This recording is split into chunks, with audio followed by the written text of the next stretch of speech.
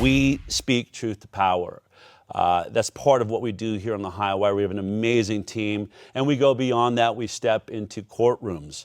But sometimes I ask myself, what would it like to be on the other side? And it's a conversation, by the way, I have all the time. There's a lot that we watch in our language. There's a lot that we think about. Can we say that? Are we accurate? Part of why we make sure we are so accurate and keep it tight as a drum here on the Highwire is simply because I don't want to end up in the court system right now. I don't want to be, finding myself sued by the government of the United States or Pfizer or one of these entities saying that somehow, I've committed fraud or lied about something. So we make sure we're airtight.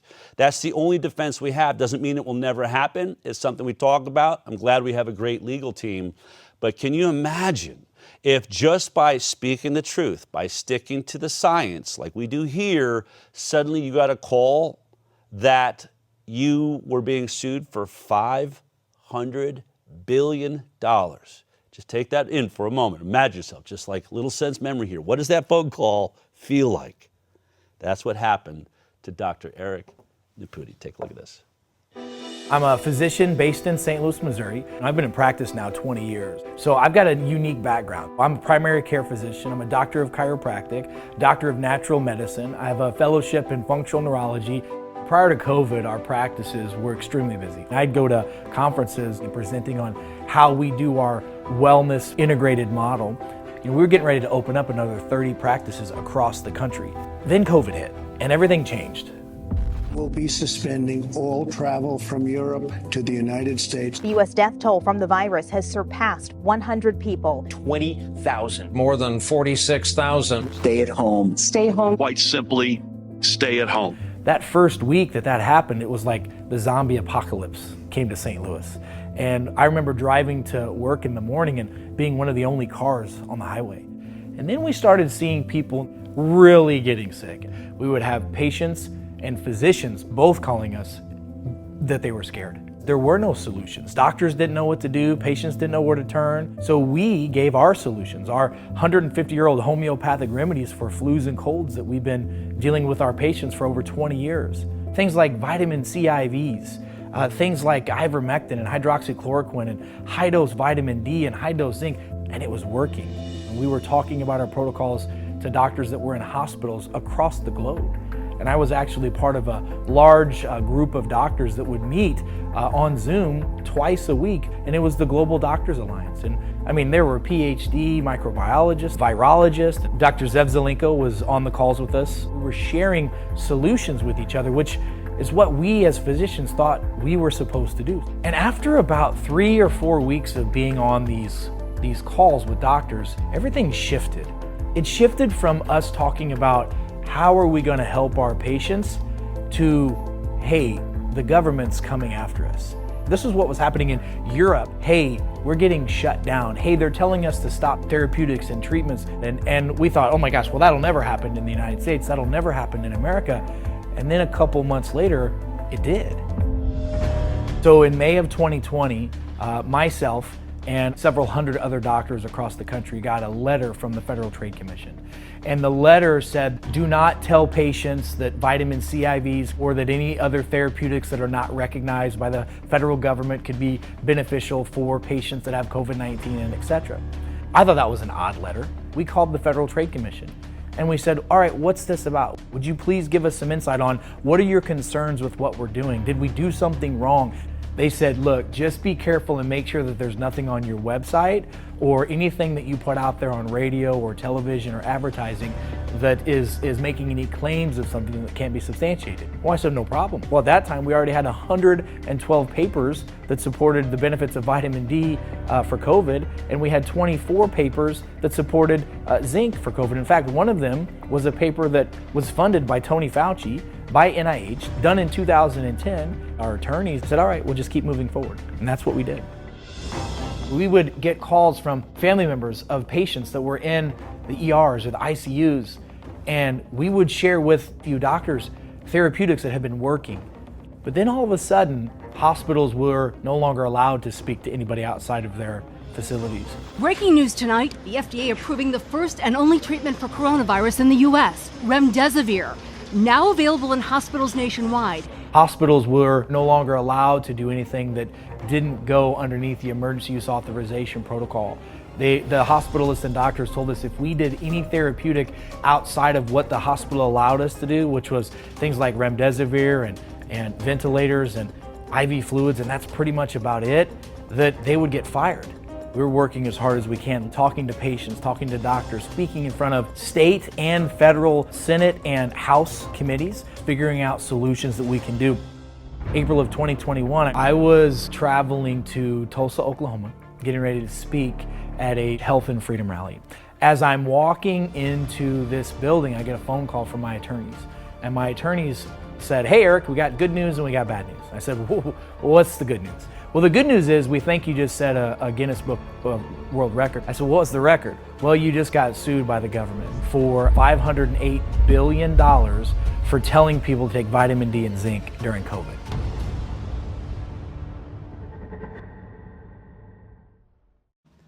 You ever been at one of those dinners where you decided to throw your card down and you took a bunch of friends out and you feel like there's a couple bottles of wine, maybe more than I thought, and then you get that check and you're like, what? This is a check for $500 billion. So I'm honored to be joined right now by Eric Nepute. It's really good to see you. Yeah. This is an unbelievable story. It really is. I mean, it's really outrageous. And so just before we even get started, what is the emotions in a moment like that? I mean, there has to be some fear. Del, I got to be honest with you, and then watching the video that you guys just put together brought those emotions back up. And sometimes when we're just going through stuff, we're just head down going through it. You don't really look back and go, wow, that was really crazy. I mean, the emotions, first of all, I had about 30 seconds of the oh craps. Yeah. That's kind of a big deal. Yeah. As I'm walking into an arena where I'm supposed to be giving a presentation. Right. So I have to shake that off. A good pep talk. Right. Right. I had to shake that off and go in and do what I had to do. And I'll tell you, fear, which to me, Del, is false evidence appearing real. Mm-hmm. And in my world, the only way to get rid of fear is to have faith and to have facts.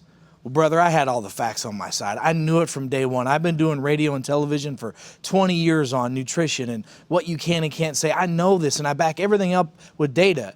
I had the facts. And, man, I had the faith. Yeah. And I knew what was going to happen. And I tell you, I remember having a conversation with my wife and children that night when I came home from Tulsa. I said, look, you're going to see Dad on the news. This is going to be a really big to do in the news, really big deal. We're going to get through this and we're going to be fine. I just want to make sure that you guys know that we're all going to be okay. Mm-hmm. And it was a pretty solemn, solace moment, right? Yeah. Pretty wild. Mm-hmm. So. Definitely. That's amazing. People do ask me, how do you have the courage to do what you do? I say the same thing. I wouldn't, it's faith. Yeah. And those moments where I feel afraid or weak or, I realize, oh, wait a minute, I'm thinking this is about me. Right, exactly. You know what I mean? Let's just go ahead and let that go. Remember, we're just vessels here. Yeah. So I know that's, deep inside of the work that you've done. I've watched you through the years. One of the things that, I want to itemize this list for me, though. Okay. How do we get to $508 billion for prescribing vitamin C, vitamin D, a little bit of zinc, probably some hydroxychloroquine, those things in there. But how did that number get to So we asked the Department of Justice that question. Yeah. How'd you get to your number? Because our judge even scoffed at it. He's like, okay, this is, right. I know we're in crazy times, but this totally took the cake, right? Right. And we asked them, and it literally took them over 3 weeks to come up with an answer. You're ready to charge me for $500 billion, right? Right. But you can't tell me exactly why you're charging me for $500 billion. So basically they said, well, there was 12,555,000 hits on social media. There were over 10 million through emails and shares and whatnot. And we're just going to go ahead and round it up at, I think it's 37,000, no, it's 43,000 per violation. And they said, we'll just call it $508 billion. I don't know about you, Del, but once it's over a couple million, the dollars don't matter to me anymore. Right, because like, what's the payment plan on that? Would you take you're going to take that out of my weekly salary. It's like monopoly money at that point. Like, what do you do? And what's funny is I literally, over the past 3 years, I've had people ask me, what? And none of them can say with a straight face. Like when I say that number, $508 billion, they can't say it with a straight face. And then they look at me and they go, what did you do? And then when I told them, hey, I recommended vitamin D and zinc during COVID, they're like, what?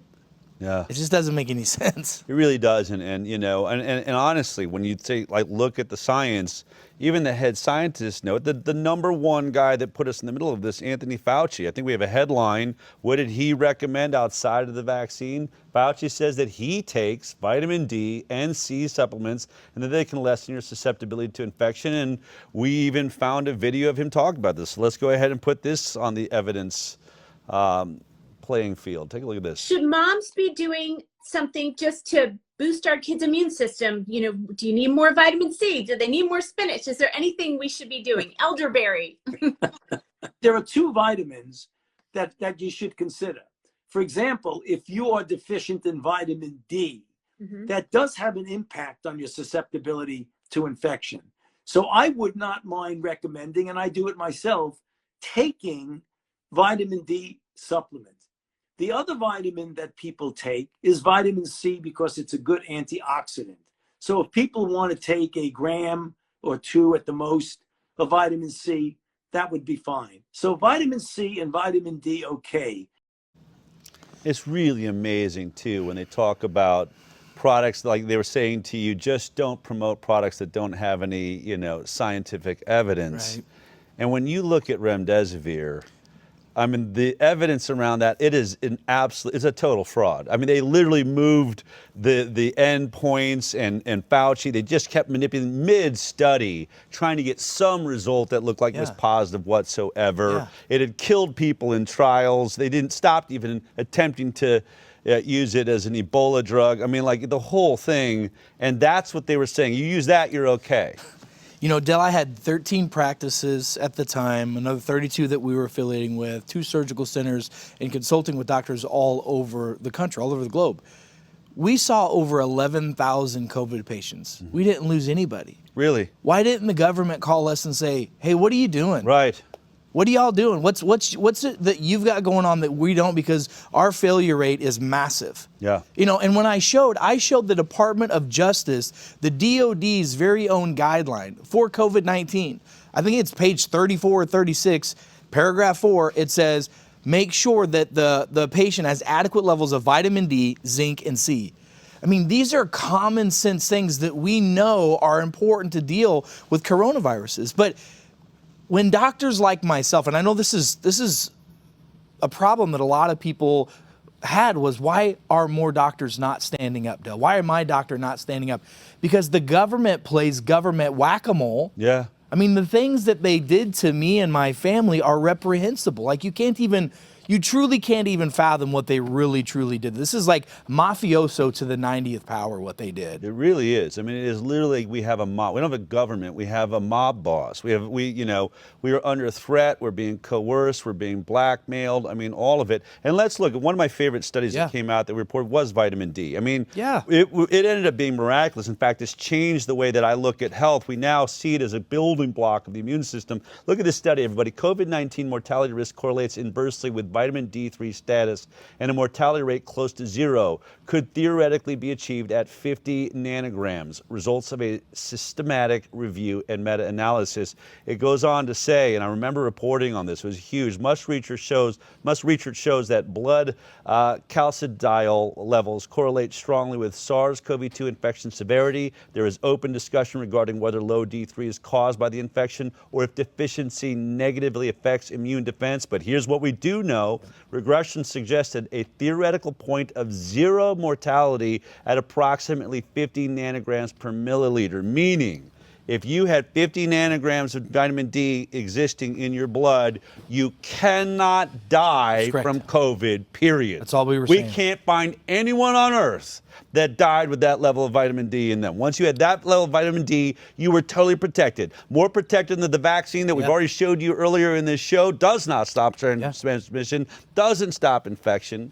I mean, it's outrageous. That study, plus the hundreds of other studies that showed the same, geared up the Prime Minister of the UK, Boris Johnson at the time. If you remember this, he went out publicly and said, we're going to give out 1 million dosages of vitamin D to the most susceptible people in our society. People who have diabetes, people who are overweight, people who are old, people who have dark skin. Why? Because the research shows if your vitamin D levels are sufficient, you have a less chance of infection and a less chance of death. So I went to Missouri. We have a lot of political connections there. We went and spoke to the governor, went and spoke to some of our senators. They just got done telling us that they have a surplus of COVID funds that they do not know what to do with. I presented them the data, said this is what's going on in the UK. They said, no, we're not going to be giving vitamins out to anybody, even though the data does support it. We're not doing that. It'd be the safest damn thing you could do. Even if it did nothing at all, at least it's safe. So we did it. So we did it ourselves.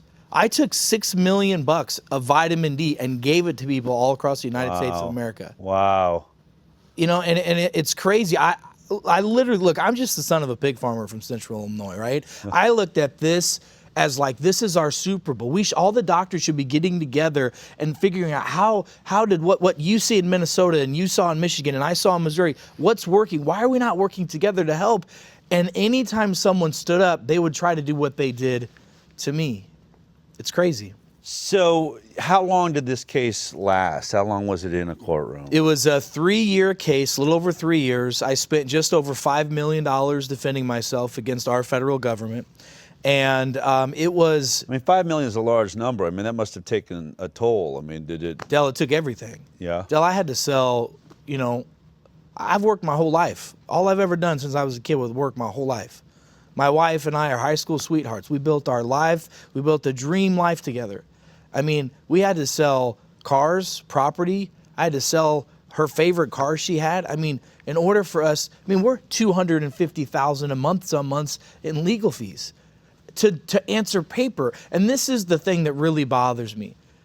The federal government tries to bankrupt you. This is what their tactic is. They know that they can't win. The science, we destroy them on that. We beat them on the actual procedurals as well. They overstep some things that they shouldn't have done, and we would have won all the way through. The judge even said that. When the government asked for a motion of summary judgment, the judge says, yeah, Nepute, no guilt, total favor. This guy, that was after $5 million have been spent, Del. Wow. It's insane, and that's one of the concerns that I have is, you know, thank God I had the wherewithal and the gumption and the support from my wife and my children to fight this. You know, I didn't even know I had $5 million. I don't anymore. Right. But at least it got me to a point where I was able to stand up for what was right. Yeah. So how does this case, it ends? I mean, does it end up settling? Is that what it's called? Like, what was you know, you're in the middle of it. Judge is saying, you want a summary judgment? I'll give it to you. This guy wins hands down. You have brought a terrible case. The government's going to lose here. So what happens? Let me tell you what happened. So first of all, our first trial was supposed to happen in November of last year. November of 2022, we're supposed to have it. A study came out from, this is huge, a huge study came out. 600,000 people were studied. It was a VA done study. Johns Hopkins did the data on it. They found that if doctors and scientists would have talked about the benefits of vitamin D, we could have prevented 4 million cases of COVID-19, saved the lives of 116,000 Americans in 1 year in 2020 alone. Wow. They wanted to all of a sudden move the case. So the case got moved. So then it got pushed forward 6 months.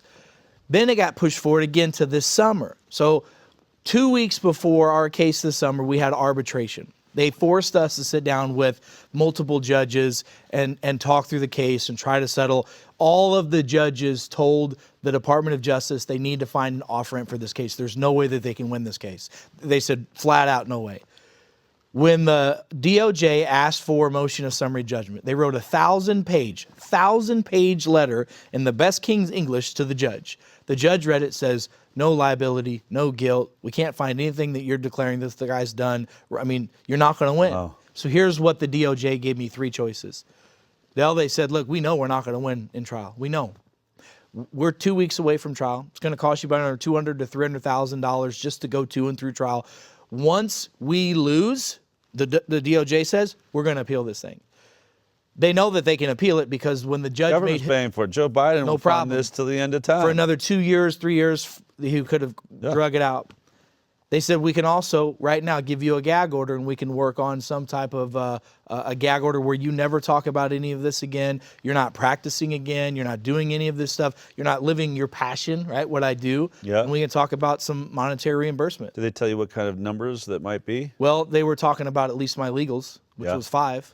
Yeah. Which it's not about the money to me. Right. Or they said, we'll give you option number 3. And option number 3 is, you're not going to take option number 3, but here it is. Option 3 is you get your freedom. We'll give you a letter from the government saying you're not under investigation from anything. We'll drop the case against you. We'll give you letters to go back to your banks, because I got debanked by 5 banks. My wife's bank accounts got frozen as well, all because of this. Wow. We'll also get you a letter to go back to the insurance companies, because as a doctor, all the insurance companies dropped my patients' ability to use their health insurance in my practices, literally cutting millions of dollars of income away from us. We'll give you that, but we'll give you no money. And so they offered me my freedom or money. And here I am today talking to you because I didn't take the money. Wow, man. That's amazing. And I mean, just first of all, what a stand-up human in this world to, so you're out $5 million. Probably, I'm sure you could have negotiated beyond that 5 to get damages, 25 million, whatever. You don't even take that route, and you just say, you know what? No, I'm gonna tell the world what happened here.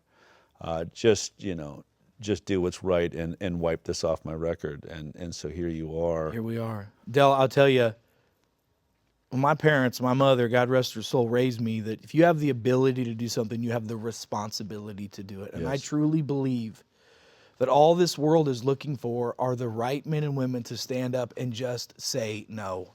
We just need to say no. This is all crazy. I know. And all we have to do is say no together. I believe that they want to keep us fat, sick, and nearly dead. Look at what they're feeding us. Look at what they're giving us. Look what they're not letting you know about what's right. And by the way, if we were right about vitamin D, C, and zinc and everything else for COVID, what else are we right about that you should know? Right.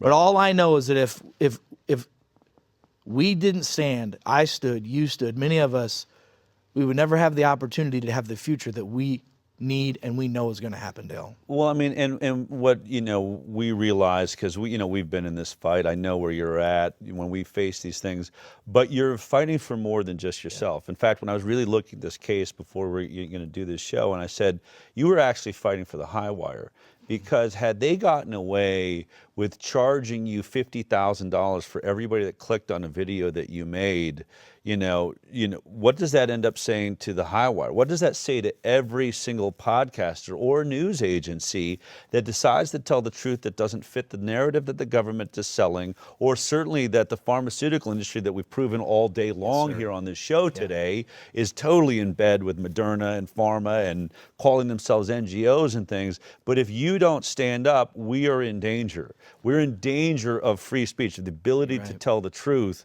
And so how many, I mean, these are moments where these are historic founding father type moments and decisions. And it's just amazing to know you're out there. I want to tell you this, Del, that the moment we said no to the settlement offer from the FTC, they were physically and verbally ticked off, because they had just changed, and we didn't know this until the next day.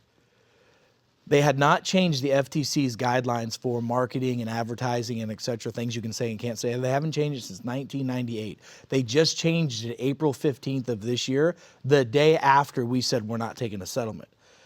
And right after that, 700 companies, big name companies. I mean, we're talking some of the largest name companies that sell nutrition, now got a letter from the FTC saying that they're violating because now they're trying to hold nutraceutical companies to the same standards of drugs, 2 double-blind randomized controlled placebo studies. Which they'll never do for a vaccine, by the way.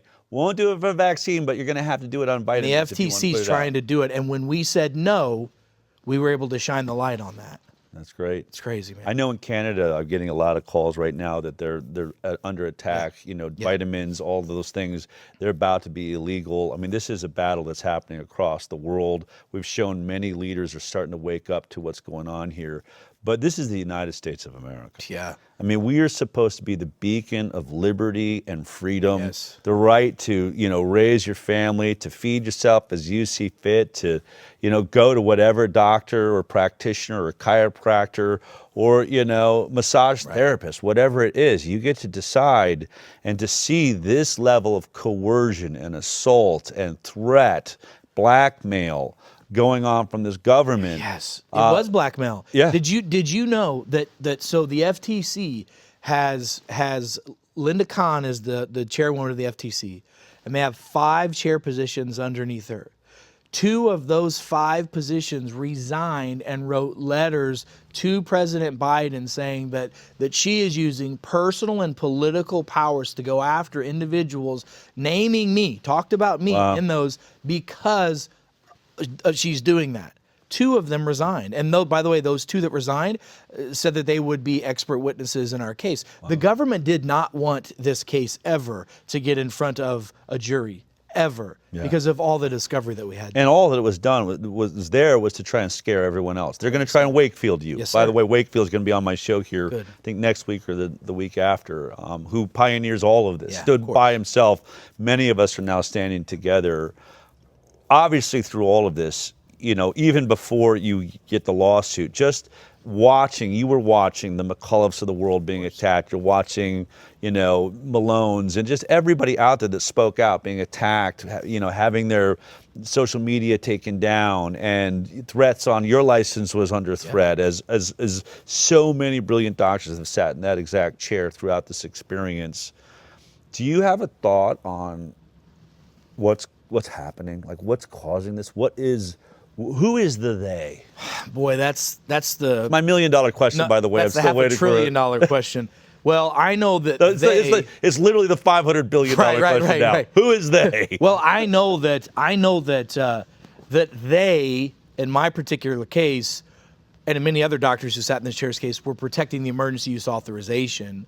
Because remember, there's a 16-point criteria that says that if, you know, all 16 of those aren't checked off, and one of them being if there was a therapeutic or something that could help with COVID, they would lose the emergency use authorization, have to go back to the drawing board, and the golden goose was gone. I believe that was a major, major part of this.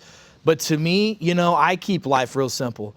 I fight not against flesh and blood, but against principalities and rulers in high, evil, dark places. This is a spiritual battle, Del. And once I realized that, I realized greater is he that is in me than he that is in the world, so I have nothing to fear at all. I'm going to stand, because Ephesians 6 says, after you put on that entire armor of God and there's nothing left to do but stand, you stand therefore, and that's what we will do. Amen. I mean, and you know, it's funny, through the years, we started out, we would never get into any sort of spiritual conversation, just wanted to keep it about the science. But through COVID, through all of this, it really is the only way to have the strength to handle this battle that's upon us, and it's upon us. I mean, and that's what I really want to say, is that for anyone that thinks COVID is behind us, these draconian, you know, rule makers and world dominators have not invested in the mRNA technology to just let it get pushed away. You know, they have not invested in tracking systems and software to track you on your phone just because they weren't able to get us to buy into it this time. Right. It's sitting there on the shelf waiting to come out. We are watching the WHO trying to create this alliance where they get to, on the statement of an emergency, which is simply just a virus blowing across the border, puts them in charge of the world. All this is going on right now as we speak, and unfortunately, our current leader in the United States of America seems to be a part of this cabal on, you know, our sovereignty. You're right. You're right. So what is your message to people out there that are afraid of this? And I said it before, that have this. I'm just really tired of this. They're gonna outsmart us. You know, you stood. They didn't outsmart you. What is your message to people out there that are watching your story right now? You know what, Dale? It goes back to our greatest fear is not that we are inadequate. It's our greatest fear is that we are powerful beyond measure. Everyone thinks that they're just this little insignificant thing. You're just an insignificant person who's been victimized, or something bad happened to you, or you got put in a little box, or this is what you've been labeled, or this is the scar that you carry your life. No. Greater is he that is in me than he that is in the world. We have the ability to stand up against tyrannical evil. Yeah. Dale, we have it, and it's not, brother, it is in our DNA to do so. I agree. And I just want to encourage every man, woman, and child that's listening to just say no. And remember, sticks and stones will break your bones, and words will never hurt me. Dale, we were raised different, brother. It's time to bring some of that feral raising back today. Amen. Amen. Let's cap it there. Thank you. Brilliant. Thank you for being a hero. Thank you for standing for the truth. How do we follow you in all that you're doing? And should we get hit with another ridiculous pandemic, be able to know what's working out there? Well, I'll tell you, we have a couple websites. Just go to ericnepute.com. That's ERICNEPUT.com. You can also go to fightwitheric.com. It has all of our legal battles and everything that's on there. Del, I will tell you that something special is on its way, and I cannot wait. I cannot wait, and I know that we're all going to be a part of it, brother. All right, I know we're part of that. Yeah. I can feel it. Amen. We're all going to be called upon. I think I've said it on the show so many times. For this we were born. We were born for this moment. Amen. You know, every soul on this planet right now should stop complaining and celebrate the fact that freedom is in our hands and liberty is in our hands, and the future of the planet and our species is going to remember us. Amen. It's going to remember that we were here and we did what was right. Yeah. Love you, man. All right, keep up the great work.